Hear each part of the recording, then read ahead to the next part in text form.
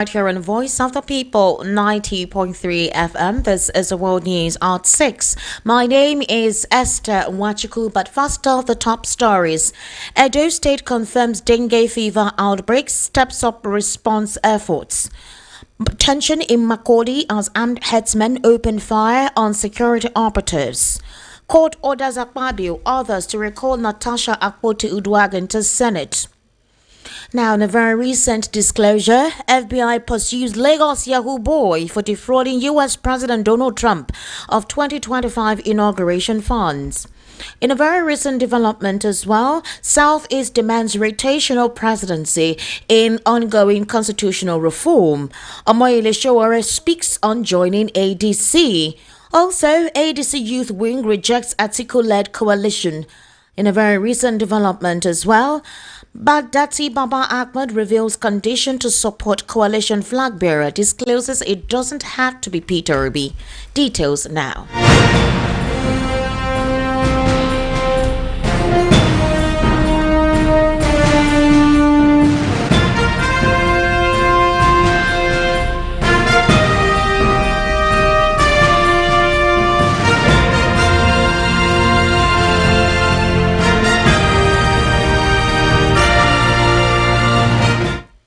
Thank you for staying with us. World News begins with the Edo State government today confirming an outbreak of dengue fever with 86 reported cases across several local government areas.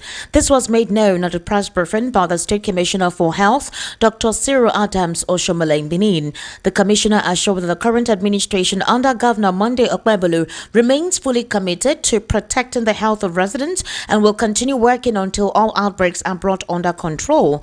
The Director, Public Health, Dr. Stevenson Ojefo, was appointed as the incident manager to lead the response. He noted that the Emergency Operations Center has also been activated and the ministry is rolling out a statewide response plan. Present at the briefing were representatives of the Nigerian Center for Disease Control, the State Disease Surveillance Team, Ministry of Health Directors, the Center for Disease Control, and other key stakeholders. In an unfortunate situation, there was tension in Ancha village near the Agan toll gate in Agan Council Ward of Makurdi local government area, Benue State today, after suspected headsmen actually ambushed security personnel responding to distress calls from locals. Eyewitnesses say the incident began when residents noticed a group of herders grazing cattle on cultivated farmland behind the village and immediately alerted security forces to the encroachment. However, on reaching the area, the operatives reportedly came under sudden and heavy gunfire from the armed herders, sparking a fierce shootout. The situation caused panic amongst the villagers, many of whom fled into nearby bushes for safety. As of the time this report was filed, the extent of casualties or arrests remains unclear, but reinforcements were said to have been deployed to the area to forestall further violence and also secure the opportunity. Meanwhile, Justice Binta Fatima Inyako of the Federal High Court in Abuja today faulted the suspension of Kogi State Senator Natasha and nullified it. Justice Inyako subsequently ordered the Senate to recall the suspended senator on grounds that her suspension for 6 months violated the Constitution and also denied her constituents of adequate representation. The judge made the order while delivering judgment to the suit filed by Udwagan, challenging her 6-month suspension by the Senate.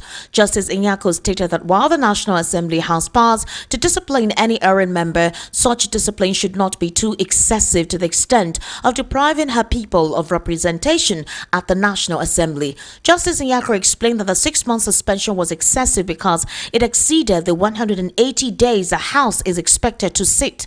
Meanwhile, the court found her guilty of contempt of court and subsequently fined her the sum of 5 million naira. She is also to tender a public apology to the court in 2 national dailies as well as on her Facebook page. Now, the Federal Bureau of Investigation has filed a civil forfeiture complaint to seize property belonging to Lagos-based fraudster Ayuremen Aiwokan for stealing more than 460 million naira in funds meant for U.S. President Donald Trump's 2025 inauguration. The FBI is also actively pursuing an arrest warrant for Mr. Aiwokan in connection with a cryptocurrency fraud and money laundering scheme that targeted a donor intending to contribute to the Trump advance inaugural inaugural committee. According to legal filings by People's Gazette, Mr. Iwoka and his co-conspirators carried out a sophisticated fraudulent operation using the notorious business email compromise scheme to trick their victims into sending money to cryptocurrency accounts belonging to them. In the weeks leading up to the inauguration on January 20, 2025, the FBI reported that fraudsters created several fake email addresses to mimic the legitimate ones used for the ceremony, which they sent to dozens of people requesting donations for Mr. Trump's swearing-in ceremony.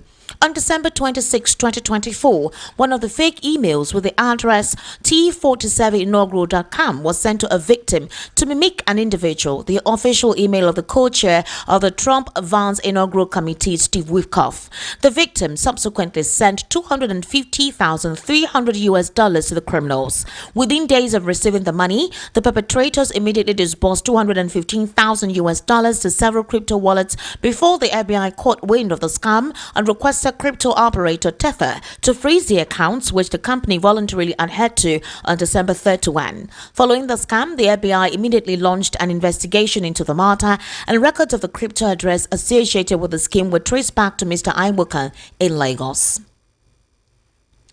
Meanwhile, the people of the Southeast have demanded for a constitution that allows rotation of presidency and grants full autonomy to local governments in the country. They made a request during the Southeast Zonal public hearing on review of the 1999 constitution organized by the Senate on Friday in Enugu. Speaking during the exercise, Governor Peter Mbah of Enugu State noted that the concept of rotation of presidency was of paramount importance to the Southeast. The governor said the state believed that adopting a rotational presidency amongst the 6 geopolitical zones will provide every region, including the Southeast, a fair chance at the center, specifically at the highest office in the country. Mbah, represented by the Secretary to the Enugu State Government, Professor Chidiebere Onya, added that the idea would foster a greater sense of belonging and national unity. According to him, the current practice where state governors appoint caretaker committees for local government instead of the local council being run by elected representatives hinder grassroots development. The governor also called for institutionalization of local government councils as a truly autonomous level of government. The governor equally called for legislative powers, enhancement and fiscal reforms that would devolve more powers and resources to the states. He stressed that the current concentration of power at the center, a legacy of the military rule, has stifled the growth and development of sub-national entities. Also, Francis Nwufuru of Ebonyi State called for a creation of an additional state in the southeast to bring the region at par with other geographical zones of the country. Meanwhile, moving on to proper politics, former presidential candidate and Nigerian activist Omoyele Sowore has disclosed that he will not be a part of the opposition coalition. Speaking while featuring on a Monitor television program today, Sowore described the members of the coalition as country and destiny destroyers. He blamed the lingering dysfunctional state of Nigerian veteran politicians that makes up the coalition. Sowore argued that the individuals that makes up the coalition are recycled politicians from different political banners. He also disclosed that for now he considers them to be strange bedfellows and that he cannot bridge, or rather cannot be on a bridge that has been built and broken by the same people. Meanwhile, human rights lawyer Deji Adeyanju on Wednesday called on Sowore to join forces with other opposition leaders in the push to unseat the All Progressives Congress government led by President Bola Ahmed Tinubu. But Sowore swiftly dismissed the call, saying he could not ally with individuals who had allegedly looted the country and violated public trust. Meanwhile, in this very recent disclosure, the youth wing of the African Democratic Congress has rejected the opposition coalition led by former Vice President Atiku Abubakar, described the move as an attempt by old politicians who run Nigeria to hijack the party.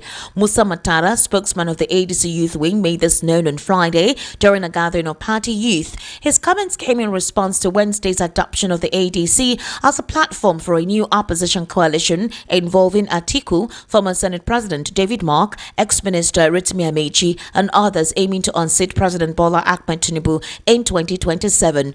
At the coalition meeting, a faction of the ADC led by Ralph Umusu handed over the party structure to the new opposition bloc, with David Mark named interim chairman and Ralph Aregbesola secretary. Matara, however, rejected the arrangement, saying the party's authentic structure remains intact and has not been dissolved. He said the ADC youth wing would not accept the imposition of leadership by individuals who who have no ideology and no legitimacy within the party.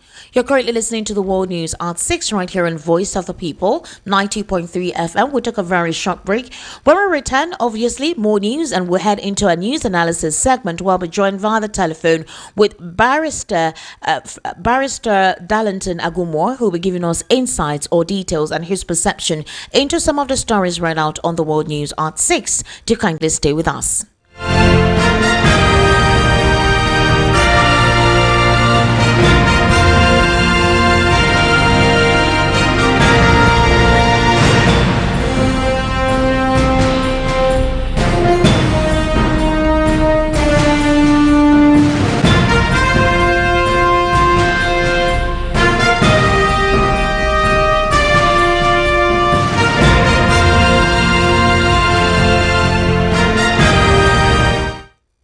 All right, thank you for staying with us. This is still the World News right here on Voice of the People, 92.3 FM. A chieftain of the African Democratic Congress in Kano State, Abdullahi Umar, has lampooned the party's 2023 presidential candidate, Dumebi Kachikwu, over his recent threat to take legal action against the party and its now opposition coalition members. Umar, a former House of Representative aspirant for Tarauni Federal Constituency, described Kachikwu's comments as laughable and dismissed him as a non-stakeholder in the affairs of the party. Speaking to journalists in Kano on Friday, which is today, Umar argued that Kachikwu neither belongs to the party's National Working Committee nor its National Executive Committee and therefore lacks the authority to take any decisive action on behalf of the ADC.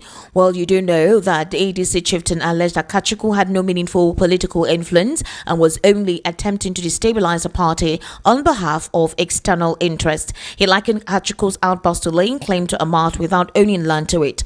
However, let's take a listen to maybe Kachikwu, who organized a press conference yesterday addressing those who were allegedly calling him out online or via social media to journalists concerning his participation in the coalition and how he thinks he came in through the back door.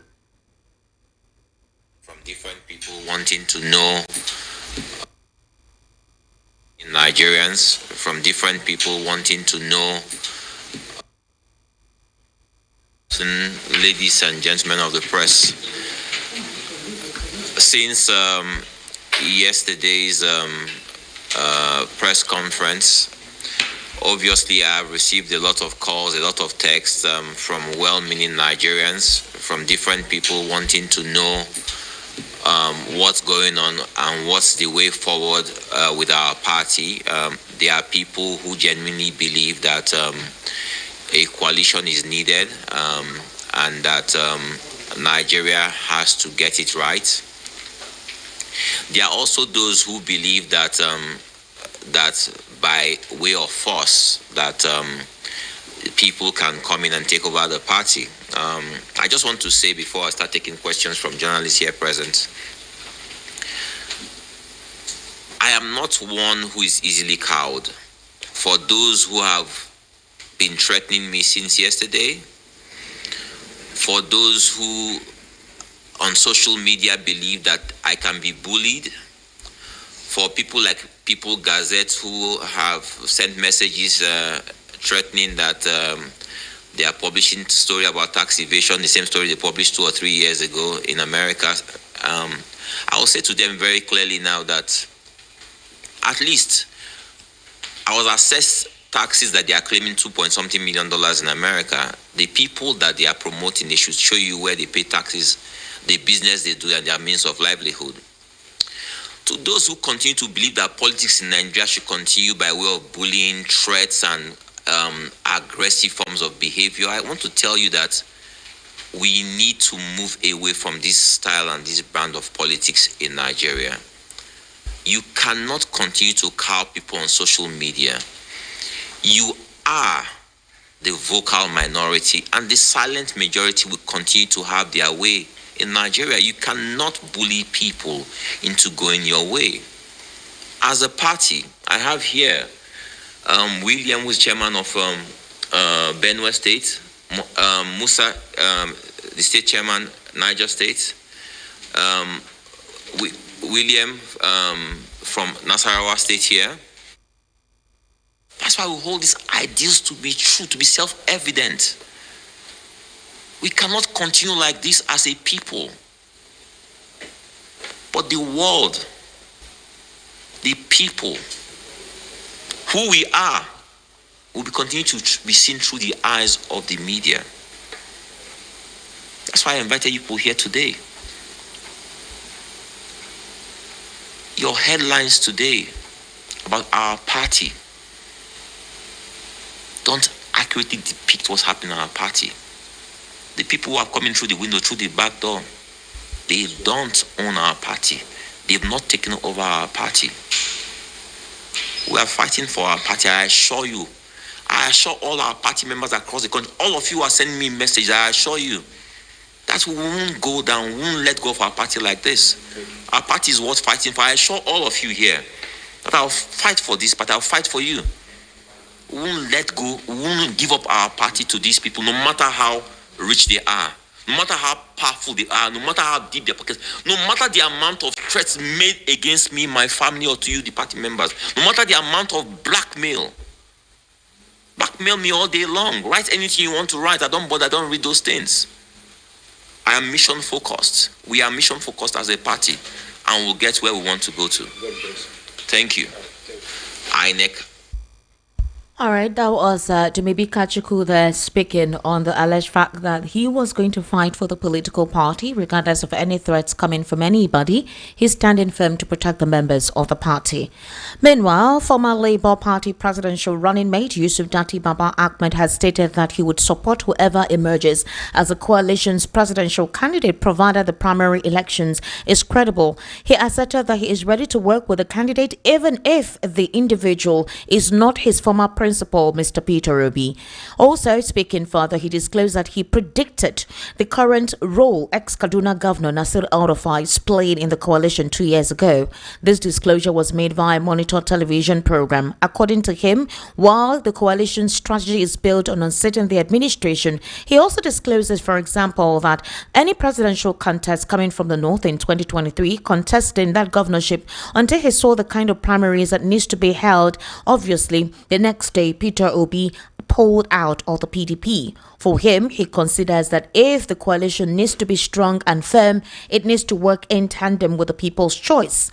Personal interest, regardless of who emerges, whether it's Peter Obi or not, he intends to support who emerges as a presidential candidate of the ADC.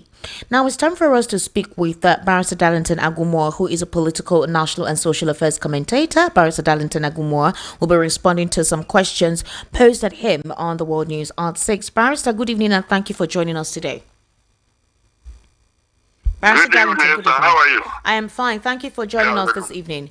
Barrister Darlington, let me start off with the situation in Makurdi. There was tension earlier today as armed headmen opened fire on security operatives. One would have thought that when the president visited Benue last, that we would not hear of this recurrent security situation this soon. We would have thought that, there would have been several security operatives across most of the volatile checkpoints. Although the security operatives came in to actually ask the headers to leave the place where their cattle was grazing, but those individuals opened fire immediately at the security operatives.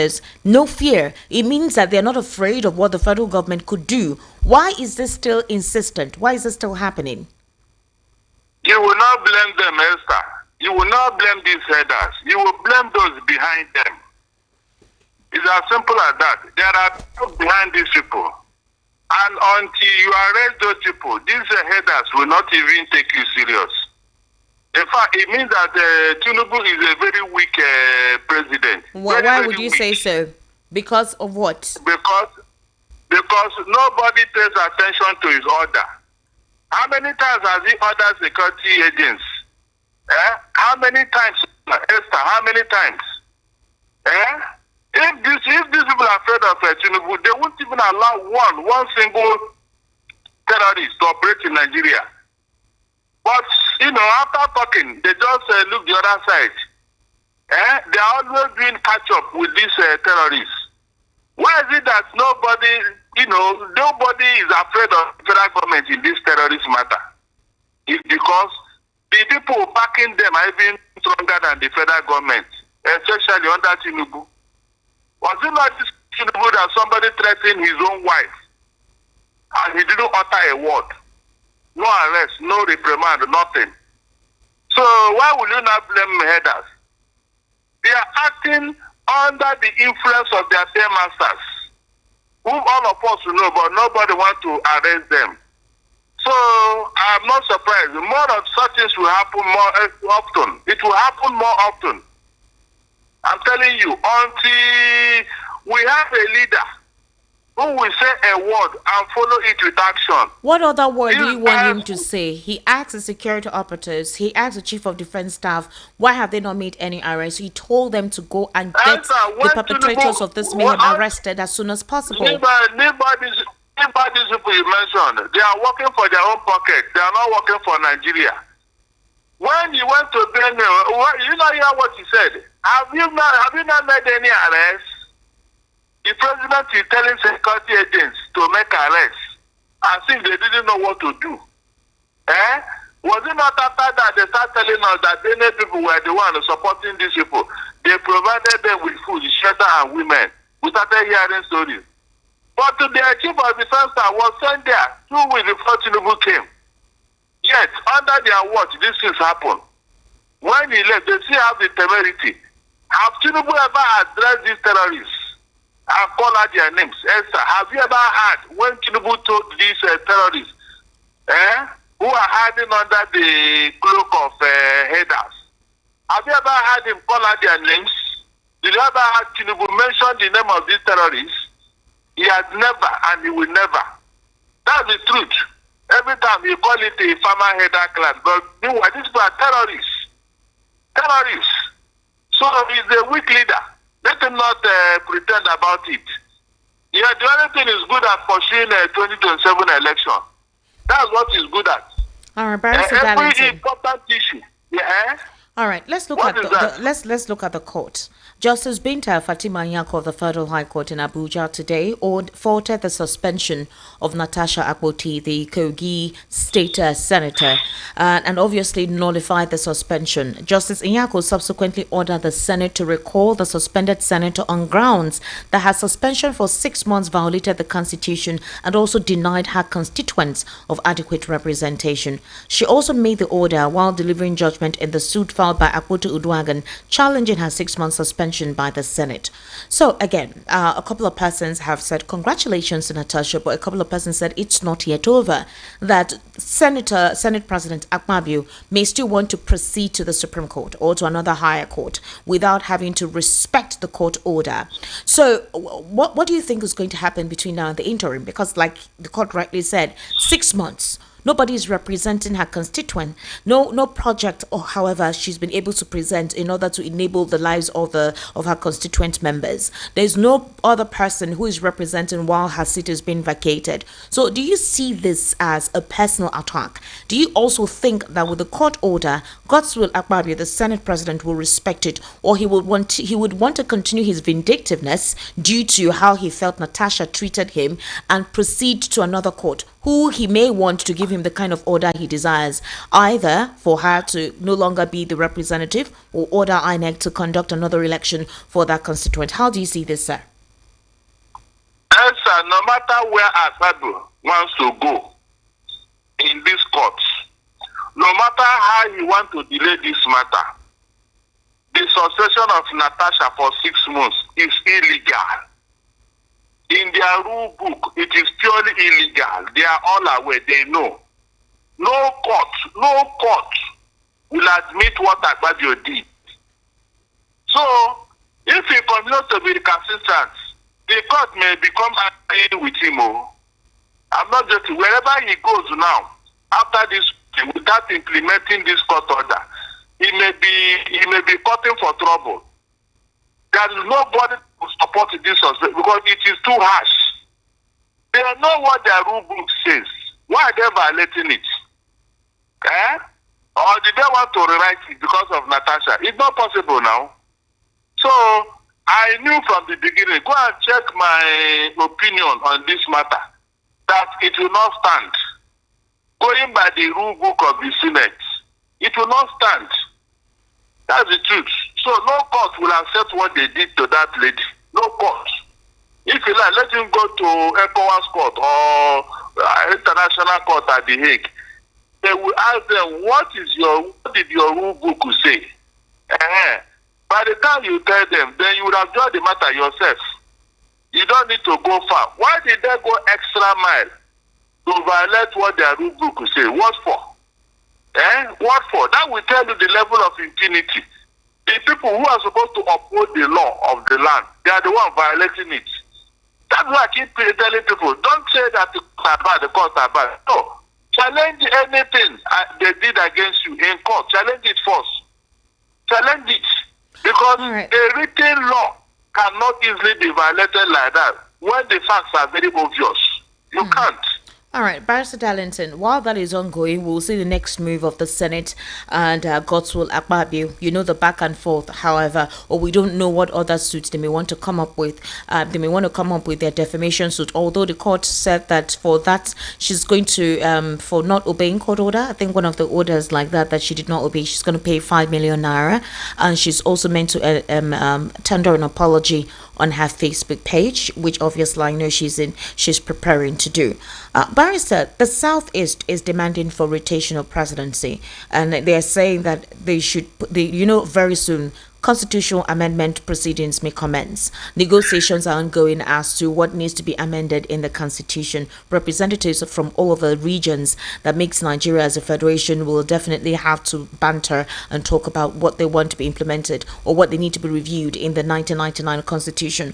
So Governor Peter Mba of Enugu State, who was represented there, actually said that the Southeast Zonal Public Hearing on review of the 1999 constitution, which was organized by the Senate today in Enugu.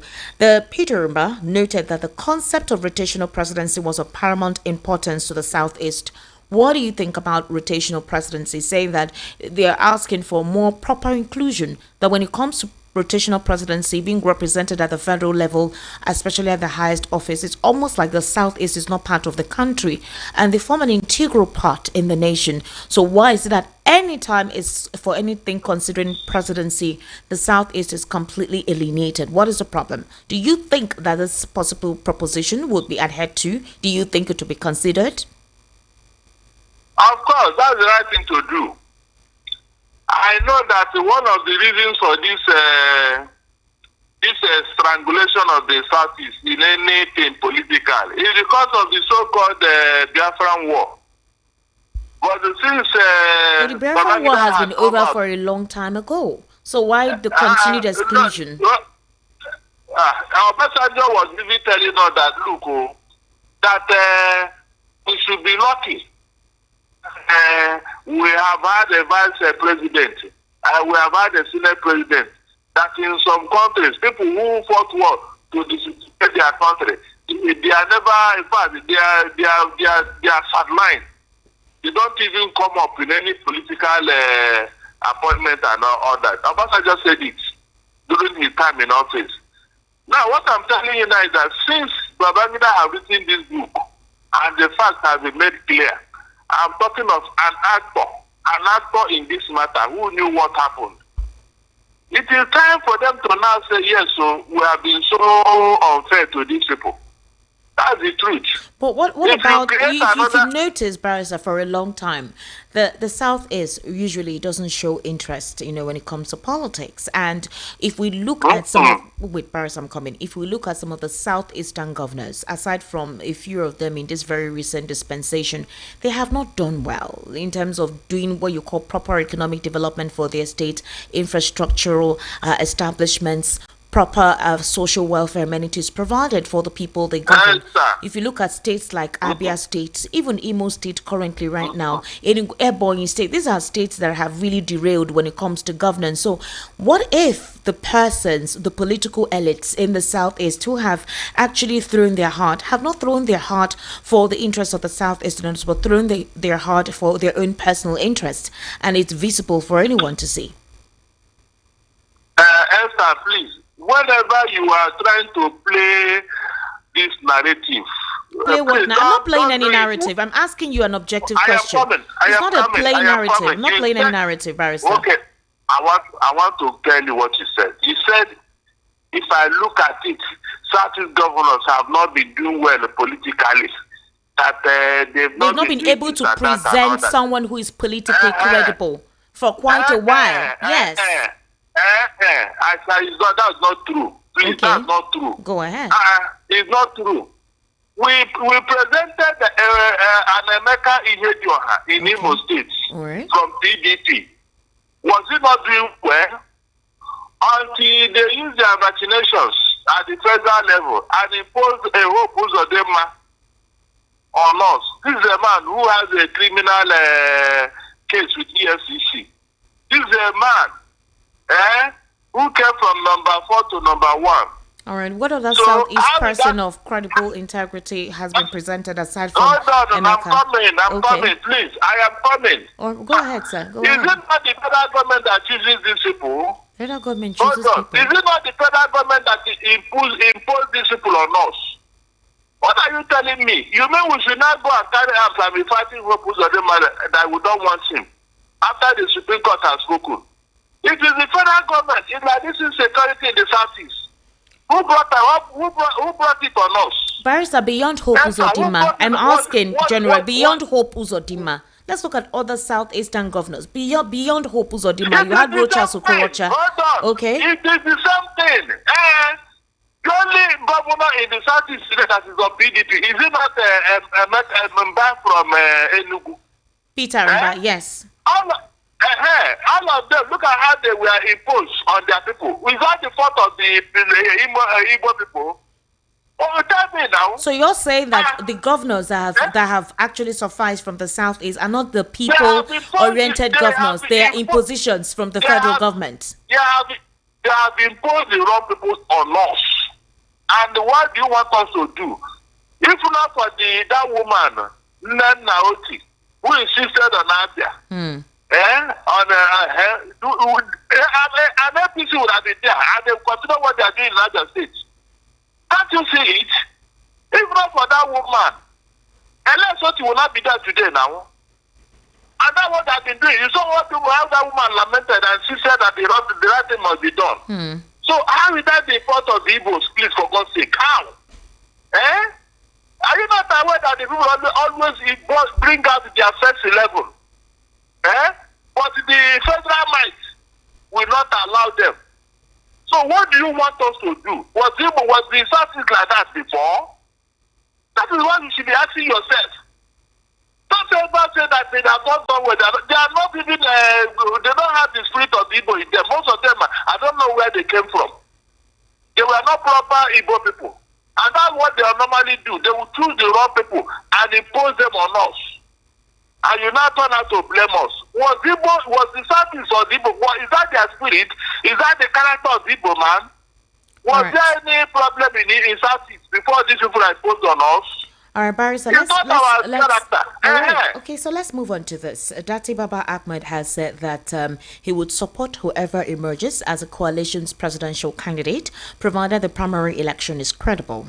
And he asserted that he is ready to work with the candidate even if the individual is not his former principal, Peter Obi. In the same vein, Rotimi Amici has also submitted his proposal. In fact, not just his proposal, he has said it on national television, I think that was yesterday, where he admitted that he would also he would agree to go for a 4th term, just like Peter Obi did. So you can see these persons have their own interests to run as presidential candidates. Atiku, who obviously brought up this coalition together, obviously is interested. We don't know yet what primary role he's actually going to play here, if he's going to express his intention to run under this coalition.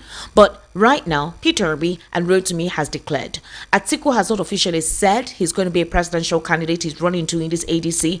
Al-Rufai too has not yet made his intention known to either be a presidential candidate. But the thing is, according to what Dati Baba Ahmed is saying, that if a credible primary is conducted, he's going to support anyone who emerges. Now, this is the fear of what a lot of people are saying, that since Atiku was one who tried to canvass for this coalition for the past 18 months, and now Rotimi has thrown his heart in the race. Peter Obi's too, his heart is in the race. What if the primary is conducted, lobbying are done, and he's not part, he doesn't emerge? Then what happens?